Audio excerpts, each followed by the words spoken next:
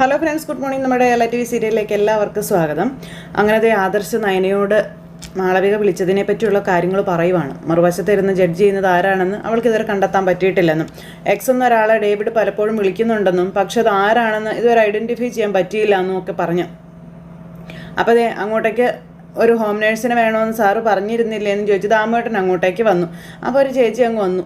അപ്പോൾ ഇത് എലിസബത്ത്, ഇനി മോളുടെ പ്രസവം കഴിയുന്നത് വരെ എലിസബത്ത് ഇവിടെ ഉണ്ടാകും, മോൾക്ക് കൂട്ടായിട്ട് എന്നൊക്കെ ദാമേട്ടൻ ഇങ്ങനെ പറയപ്പോൾ ആദർശം അതിനെ നോക്കും കേട്ടോ. ആൻറ്റിക്ക് ഇതൊക്കെ ചെയ്ത് പരിചയമുണ്ടല്ലോ അല്ലേ എന്ന് ചോദിച്ചപ്പം ഗൾഫിൽ ഒരു 6-7 കൊല്ലം ഉണ്ടായിരുന്നു, പിന്നെ കുറച്ച് നാൾ US-ലായിരുന്നു എന്നൊക്കെ ചേച്ചി പറയാം. ഈ ഫീൽഡിൽ ഒരു 10-25 വർഷത്തെ എക്സ്പീരിയൻസ് ഉണ്ട് എന്നൊക്കെ ചേച്ചി പറയുകയാണ്. എന്നാൽ പിന്നെ കൂടുതൽ ചോദ്യങ്ങളൊന്നും ചോദിക്കുന്നില്ല. എന്തായാലും ദാമേട്ടൻ നല്ല ആളിനെ തന്നെ കൊണ്ടുവരുള്ളൂ എന്ന് ഞങ്ങൾക്ക് അറിയാമെന്ന് പറയുമ്പം മൂർത്തി ജ്വല്ലറിയിലെ MDയുടെ വൈഫാണെന്നറിഞ്ഞപ്പോൾ പിന്നെ ഞാൻ ഒന്നും ആലോചിച്ചില്ല, ഞാൻ ദാമേട്ടനോട് പറയുമായിരുന്നു എന്നൊക്കെ ചേച്ചി പറയാം. അപ്പോൾ ഞാൻ മൂർത്തി ജ്വല്ലറിയുടെ MD ഒന്നും അല്ല ഇപ്പോൾ എന്ന് ആദർശ് പറഞ്ഞു. എന്നാലും ആയിരുന്നല്ലോ മൂർത്തി സാറിനെയും ആദർശ് സാറിനെ പറ്റിയൊക്കെ ഞാൻ ഒരുപാട് കേട്ടിട്ടുണ്ട്, മീഡിയകളിൽ ഇടയ്ക്കിടയ്ക്ക് നിങ്ങളുടെ വാർത്തകളൊക്കെ വരാറുണ്ടല്ലോ. അപ്പോൾ ദാമേട്ട സാലറിയൊക്കെ പറഞ്ഞായിരുന്നോ എന്ന് ചോദിച്ചു. അതൊക്കെ ഞാൻ പറഞ്ഞിട്ടുണ്ട്, പക്ഷെ പറഞ്ഞതിനേക്കാളും കുറച്ച് കൂടുതലാണ് മറ്റുള്ളവർക്ക് കിട്ടുന്നതെന്നാണ് എലിസബത്ത് പറഞ്ഞതെന്ന് ദാമേട്ടൻ പറഞ്ഞു. അപ്പം ഞാൻ വേറൊരു കാര്യം കൂടി പറഞ്ഞില്ലായിരുന്നു ദാമേട്ട, അതെ അനന്തപുരി തറവാട്ടിലെ ഒരു മരുമകളുടെ കൂട്ടായി നിൽക്കുന്നത് കൊണ്ട് എനിക്ക് സാധാരണ കൊടുക്കുന്ന ശമ്പളം തന്നാൽ മതി എന്നാ ചേച്ചി പറയണു. പിന്നെ എൻ്റെ ജോലിയൊക്കെ ഇഷ്ടപ്പെട്ടെങ്കിൽ മടങ്ങിപ്പോകുമ്പോൾ എന്തെങ്കിലും ഒരു ഗിഫ്റ്റ് തരണം കേട്ടോ, അത് സ്വർണ്ണമായ വലിയ സന്തോഷം കേട്ടോ. അപ്പോൾ സ്വർണത്തിൻ്റെ മൂല്യം ഇപ്പോൾ മറ്റൊന്നിനും ഇല്ല എന്ന് ആദർശ് പറയുക. അതെന്ത് വേണമെങ്കിലും തരാം, അതിലൊന്നും ഒരു പ്രശ്നവും ഇല്ല എന്ന് ആദർശ് പറയണു. നയനയെ നന്നായി നോക്കണം, അവളുടെ ആരോഗ്യം ശ്രദ്ധിക്കണം. അപ്പോൾ എനിക്ക് ചില ചിട്ടകളും നിയമങ്ങളും ഒക്കെ ഉണ്ട് കേട്ടോ, അതനുസരിച്ച് തന്നെ മോള് മുന്നോട്ട് പോകണം, അല്ലെങ്കിൽ എനിക്ക് ദേഷ്യം വരും കേട്ടോ എന്നൊക്കെ ചേച്ചി ഇങ്ങനെ നയനയോട് പറയുമ്പോൾ നയനെ ഇങ്ങനെ നോക്കും അവരെ.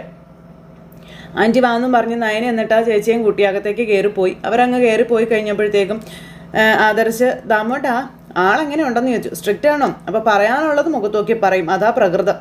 പിന്നെ ഇവരെ വിശ്വസിക്കാൻ കൊള്ളാലോ അല്ലേ എന്ന് ചോദിക്കുമ്പോഴേക്കും നമ്മുടെ ദാമോട്ടൻ ഇങ്ങനെ ഒന്നും മിണ്ടാതെ ഇങ്ങനെ നിൽക്കുവാണേ.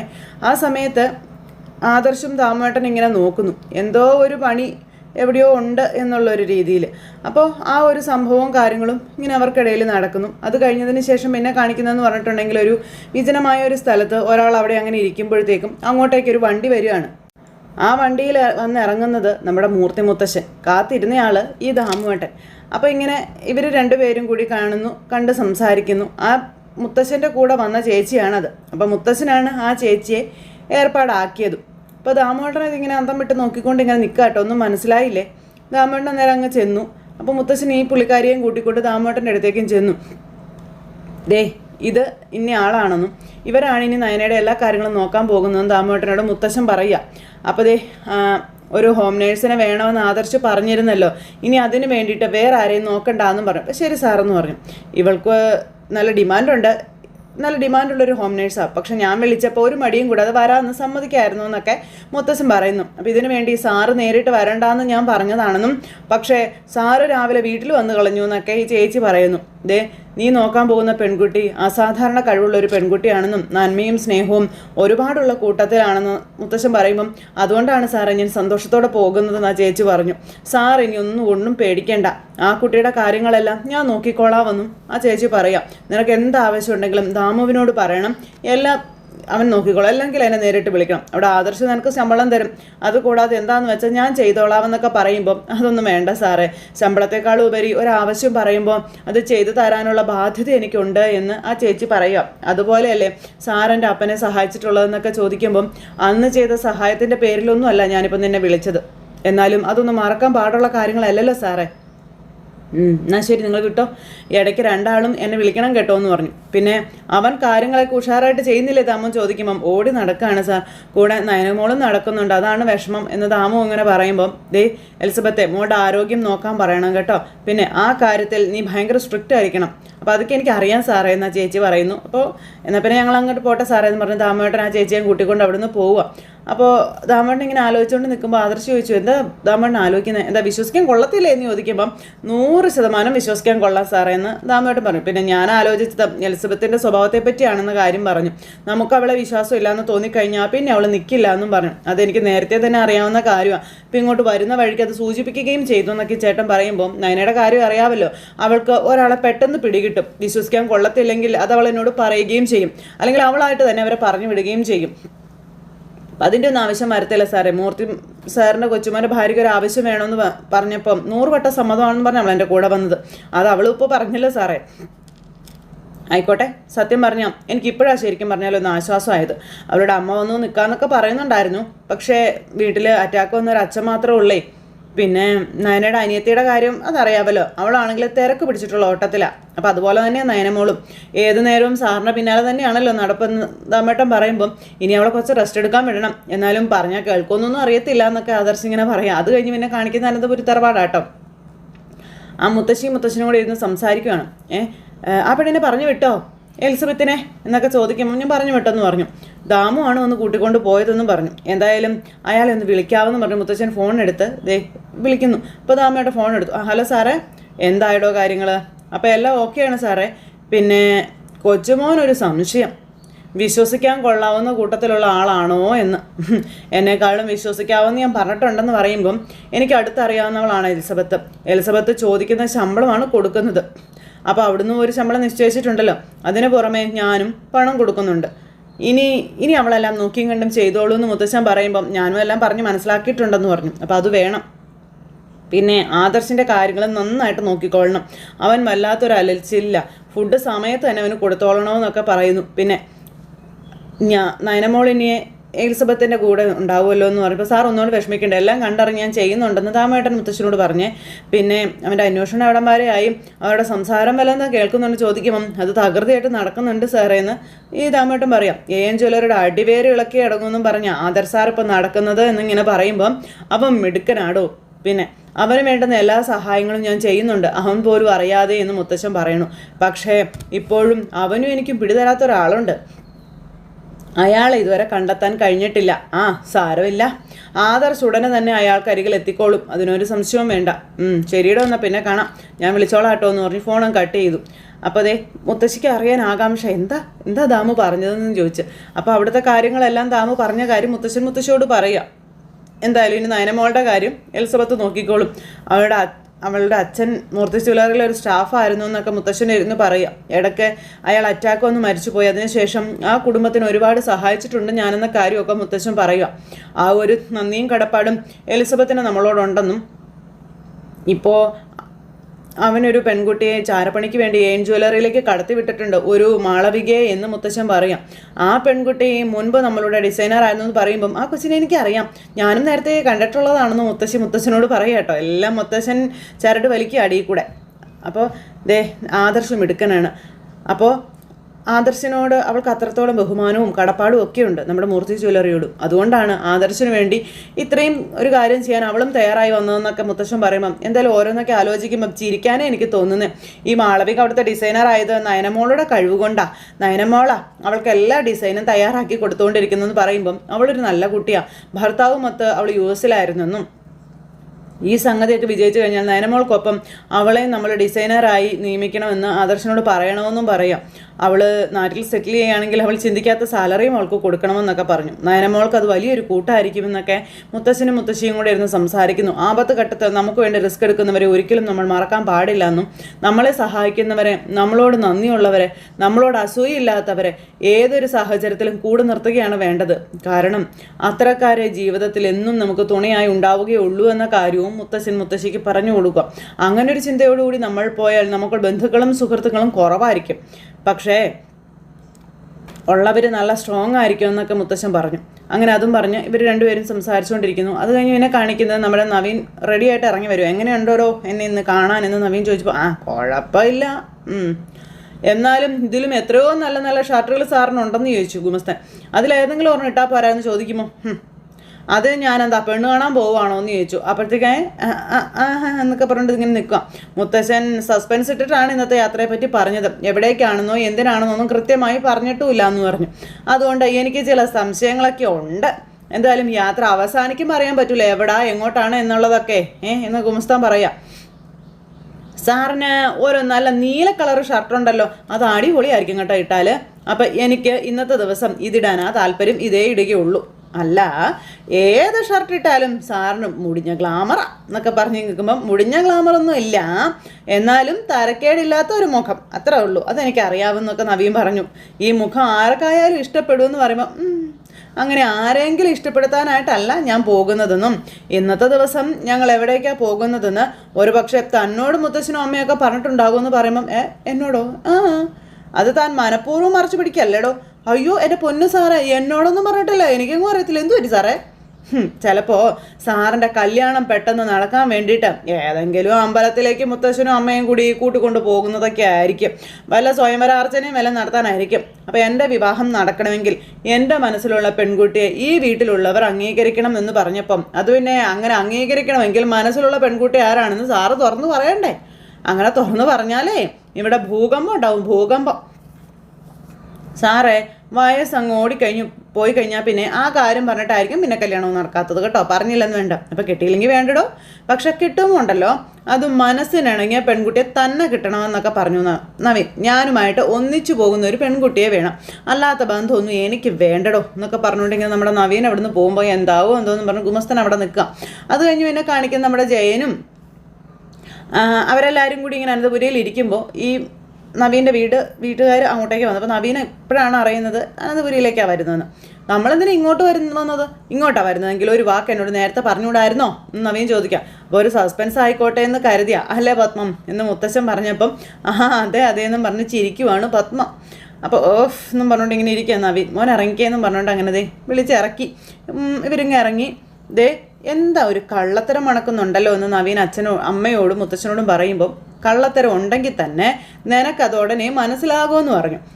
അപ്പം എന്തോ കുഴപ്പമുണ്ട് എന്ന് നവീൻ. ഒരു കുഴപ്പമില്ല, ഇവിടെ ഉള്ളവർക്ക് അറിയാം നമ്മൾ ഇങ്ങോട്ട് വരുന്ന കാര്യം എന്ന് മുത്തശ്ശൻ പറയുമ്പോൾ അപ്പോൾ എനിക്ക് മാത്രമായിട്ട് അറിയാത്തതായിട്ടുള്ളൂ അല്ലേ എന്ന് ചോദിച്ചു. മോനിങ്ങ് വന്നേ വാ എന്നും പറഞ്ഞ് അങ്ങനെ വിളിച്ചുകൊണ്ട് പോവുക. അങ്ങനെ അവരെല്ലാവരും കൂടെ അകത്തേക്ക് ചെല്ലുമ്പോഴത്തേക്കും അജയനും ജയനും കൂടി ഇങ്ങനെ നിൽക്കുക. ഇതാരൊക്കെയാണ് വന്നിരിക്കുന്നത്? വാ എന്നൊക്കെ പറഞ്ഞ കൈയൊക്കെ കൊടുത്തു ജയൻ. അപ്പം മൂന്നാളും കൂടെ ഒന്നിച്ച് വന്ന സ്ഥിതിക്ക് കല്യാണ നിശ്ചയമോ അതോ കല്യാണമോ എന്ന് ചോദിച്ചു. അപ്പം ആരുടെയാണെന്ന് ചോദിച്ചു. അപ്പം ആരാ ഇവിടെ കല്യാണം കഴിക്കാനുള്ളതെന്ന് അജയൻ ചോദിക്കാം. ആ ആളിൻ്റെ തന്നെ എന്നും പറഞ്ഞുകൊണ്ട് ഇങ്ങനെ പറയുമ്പം അയ്യോ അങ്ങനെയൊന്നും ഇല്ല ചേട്ടാ, ഞങ്ങൾ ജസ്റ്റ് ഇങ്ങോട്ടൊന്ന് വന്നതേ ഉള്ളൂ എന്ന് പത്മം പറഞ്ഞു. അപ്പോഴേക്കും മുത്തശ്ശൻ അങ്ങോട്ടേക്ക് വന്നു, മുത്തശ്ശിയും വന്നു. ഇത് ആരൊക്കെയാണ് വന്നിരിക്കണേ? വാ ഇരിക്കുക എന്നൊക്കെ പറഞ്ഞ് മുത്തശ്ശനും അവരോട് ഇരിക്കാൻ പറഞ്ഞു. അതിനുശേഷം മുത്തശ്ശനും അവിടെ ഇരിക്കുക. അപ്പോൾ അച്ഛനോട് പറഞ്ഞായിരുന്നു സാറും കുടുംബവും വരുന്നുണ്ടെന്ന്. പിന്നെ ഞങ്ങൾ തമ്മിൽ ഒരുപാട് ചർച്ചകളൊക്കെ കഴിഞ്ഞതല്ലേ എന്ന് മുത്തശ്ശൻ പറയപ്പോൾ നവീൻ ഇങ്ങനെ നോക്കുക തന്നെ സംഭവം. അപ്പോൾ അജയൻ ചോദിക്കായിരുന്നു നവീൻ്റെ കല്യാണ നിശ്ചയം പറയാനാണോ അതോ കല്യാണം പറയാനാണോ എന്ന്. അപ്പോൾ അത് കേട്ടപ്പം രണ്ടും അല്ലെന്നും അതിന് മുൻപ് ചില ചടങ്ങുകളും കാര്യങ്ങളൊക്കെ ഇല്ലേ അതിന് വേണ്ടിയിട്ടാണ് വന്നതെന്ന് പറഞ്ഞപ്പോഴും ജയനും അജയനും ഇങ്ങനെ നോക്കും. നവീനാണെന്ന് നിന്ന് കിളിയില വരയ്ക്കാനും തുടങ്ങി. അപ്പോൾ നവീൻ മോനോട് കാര്യങ്ങളൊന്നും പറഞ്ഞില്ലേ എന്ന് മുത്തശ്ശി ചോദിക്കുമ്പോൾ ഇല്ല ഒന്നും പറഞ്ഞില്ല, പറഞ്ഞാൽ ചിലപ്പോൾ ഇവരിങ്ങോട്ട് വന്നില്ലെന്നിരിക്കുമെന്ന് ഈ മുത്തശ്ശൻ പറയുക. അതുകൊണ്ട് ഇവിടെ എത്തിയിട്ട് പറയാമെന്ന് കരുതിയതുകൊണ്ട് ഒന്നും പറഞ്ഞില്ല എന്ന് പറഞ്ഞു. അപ്പോഴും മുത്തശ്ശൻ ഇങ്ങനെ നോക്കുക കേട്ടോ. അപ്പോഴേക്കും അങ്ങോട്ടേക്ക് ജലജ ഇറങ്ങി വന്നു.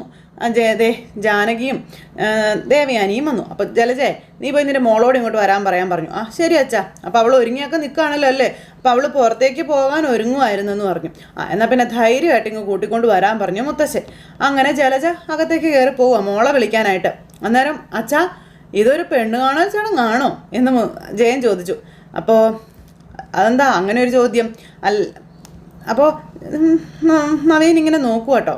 ഇങ്ങനെ ജയൻ ചോദിക്കുമ്പോൾ എന്താ പാടില്ലേ എന്ന് മുത്തച്ഛൻ ജയനോട് ചോദിച്ചു. അല്ല എന്നിട്ട് അതേപ്പറ്റി ഞങ്ങളോട് അച്ഛനും അമ്മയും ഒന്നും ഇതുവരെ പറഞ്ഞില്ലല്ലോ.